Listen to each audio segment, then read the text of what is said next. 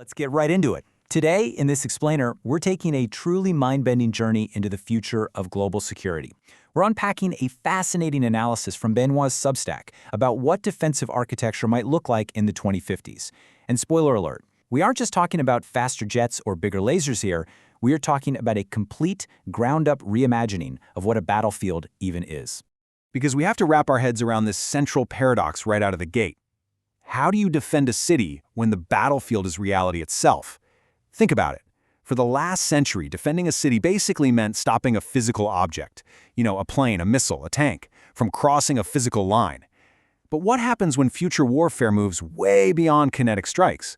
How do you protect millions of people when the attack vector is literally the reality the city perceives? Okay, let's dive into this. Warfare in the 2050s, the paradigm shift.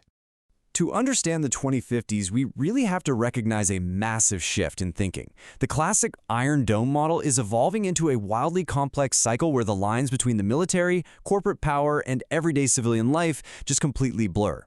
To frame this, the author introduces a concept, and I'm going to read this directly to you in the slightly stuffy academic tone it absolutely deserves.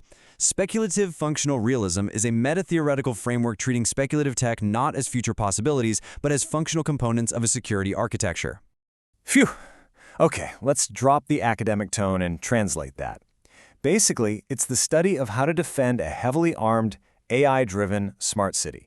It means we stop looking at things like quantum computing and AI swarms as fun sci-fi concepts, and we start treating them as the literal bricks and mortar of tomorrow's security walls. It's a huge leap. Our current 2020s defense mindset is essentially a game of physics, right?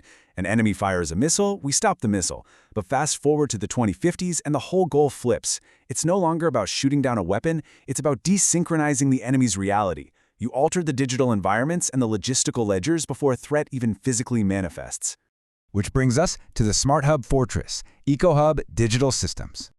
So, what does this actually look like on the ground? Let's move from the abstract theory to the physical environment of 2050. These cities are fortresses, sure, but they don't look like concrete castles. They look like hyper-efficient metropolises.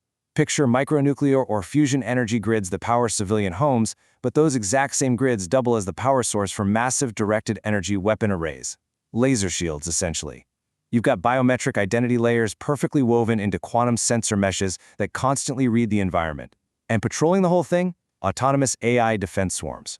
Civilian life and intense military defense are entirely fused together. The author actually summarizes this integration perfectly with this quote. The battlefield becomes the city becomes the cloud becomes the treasury, and the targeting surface becomes a living nervous system. The distinction between keeping the lights on and tactical military survival completely vanishes. If someone attacks the power grid, they aren't just causing a blackout, they're taking down the missile shields. The whole city is one living, breathing organism. So, how does that work? Let's look at quantum tokens and AI, the algorithmic shield. How do you manage a system that incredibly complex? Well, imagine if Wall Street met the Iron Dome. We're looking at strategic quantum tokenization. By the 2050s, traditional encryption is totally obsolete. So every single asset in the city, a hospital generator, a municipal drone, a water unit, even the kinetic energy needed to fire a laser, becomes a token on a quantum-secured live ledger. It effectively becomes a tradable security asset inside a giant programmable management system. And operating on top of that ledger is something called ambient effective security. The AI counterterrorism loop no longer looks for guys sketching blueprints. First, it scans the city for thermodynamic and affective anomalies, basically the pre-crime mood of the city. Then, it uses the quantum mesh to actually modulate the environment. It might tweak the street lighting, release pheromones, or subtly alter traffic flows. Finally, it neutralizes the threat intent before any physical action happens. It literally tries to delete the human possibility of malevolent dissent by altering the city's vibe. Wild, right? Now, transglobal corporate defense sovereign ledgers. All of this begs a massive question. Who actually runs this whole shebang? Who controls the ledger that decides who gets power, who gets tracked, and who gets neutralized? Well, we're moving into what you'd call a post-Westphalian algorithmic protectorate. In the past, nation-states defended territorial borders with armies. In the 2050s, transglobal corporations defend verified execution.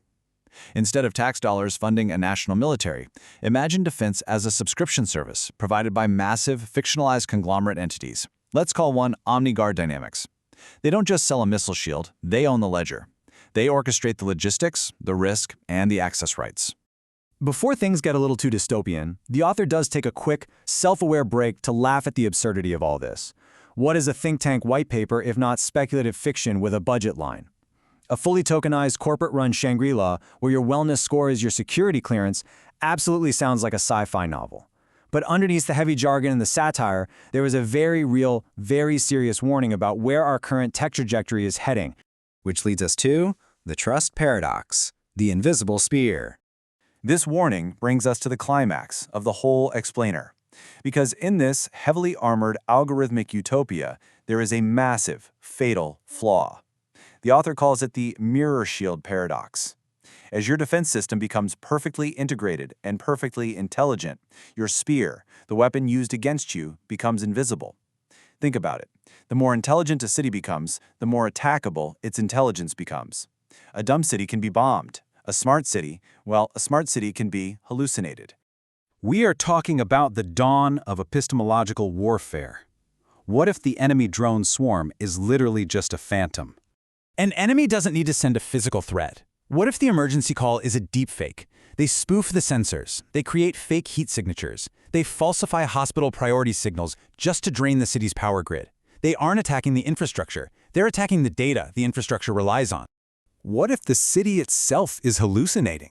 If you feed the AI false patterns, the city will turn its own automated defenses against itself.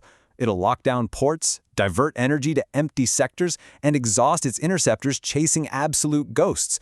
War literally becomes a fight over what the city believes is actually happening.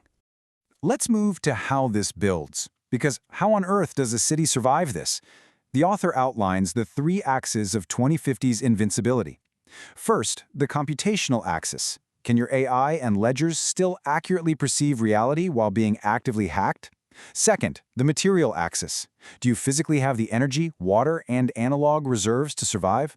And third, the legitimacy axis. Do your people actually still trust the system? That last one is absolutely crucial. The ultimate target is the trust membrane of the city, because here is the terrifying reality.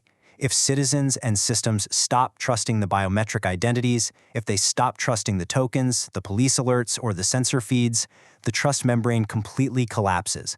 The physical buildings might still be standing, the lasers might be fully charged, but the system no longer governs. It's effectively destroyed. As the source notes, the true fortress is not the city with the biggest shield, but the city whose computational, material, and legitimacy layers can recompose after shock. True invincibility isn't about having an impenetrable glass dome. It requires modular survivability. Sometimes our ultimate defense is simply the ability to turn the machines off. The best defense in 2050 is a city that can temporarily fragment, fall back on analog reserves, use human overrides, and survive the total failure of its own automation without tearing itself apart. Which brings us to the main takeaway of this entire framework. Strategic power migrates from weapon superiority to continuity superiority. The victor of future conflicts isn't whoever has the biggest lasers or the fastest missiles. It's whoever can keep their operating system alive amidst total epistemological chaos. Continuity superiority is the name of the game. And I'll leave you with this provocative, haunting thought from the author. As we build these hyper-intelligent, incredibly integrated defense networks, the greatest danger might not be the enemy outside the gates. The greatest danger is creating an AI so smart and a system so complex that it entirely loses touch with reality. The system works until it believes its own press release. Let that sink in for a minute as you think about the future of our digital world. Thank you for joining us for this explainer, and we will see you next time.